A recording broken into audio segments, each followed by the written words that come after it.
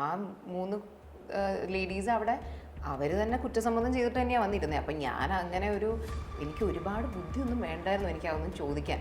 V knew that okay അവർ steal ചെയ്തു, പക്ഷെ അവർ ക്യാമറയുടെ മുന്നിൽ ഒരാഴ്ച കഴിഞ്ഞ് വന്ന് ഇത്രയും വലിയൊരു നാടകം ഇറക്കുമെന്ന് നമ്മൾ സ്വപ്നത്തിൽ പോലും വിചാരിക്കുന്നില്ല. കാരണം അന്ന് അവിടെ അവർ ഇത്ര തെറ്റ് ചെയ്തെങ്കിലും നമ്മുടെ മുന്നിൽ അവരൊരു ഹെൽപ്ലെസ് ആയിട്ട് വന്നിരുന്നാണ് ഓക്കെ തെറ്റ് പറ്റിപ്പോയി എന്ന് പറയുന്നത്.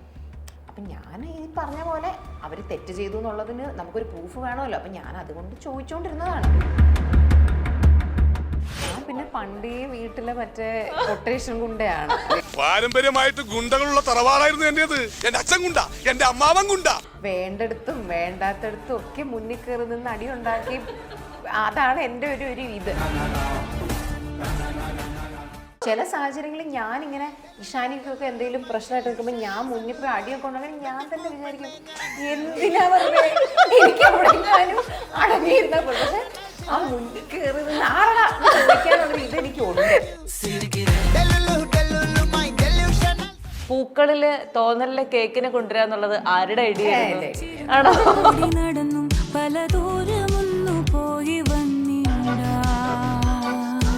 ഇത് അങ്ങനെ തന്നെ ചെയ്യിപ്പിച്ചെടുത്ത് അത് ബേസിക്കലി ആ വീടും കാര്യങ്ങളും മുഴുവൻ തിരുവനന്തപുരം തന്നെയാണോ? ആ വീട് നമ്മൾ എക്സ്റ്റീരിയർ ഓഫ് കോഴ്സ് ബോംബെ ആണ് ഷൂട്ട് ചെയ്തത്. വീട് നമ്മൾ ട്രിവാൻഡ്രത്ത് നമ്മൾ നല്ലൊരു വീട് കണ്ടുപിടിച്ചിട്ട് നമ്മൾ അതിനെ അങ്ങനെ റെഡിയാക്കി എടുത്ത് ഷൂട്ട് ചെയ്തു.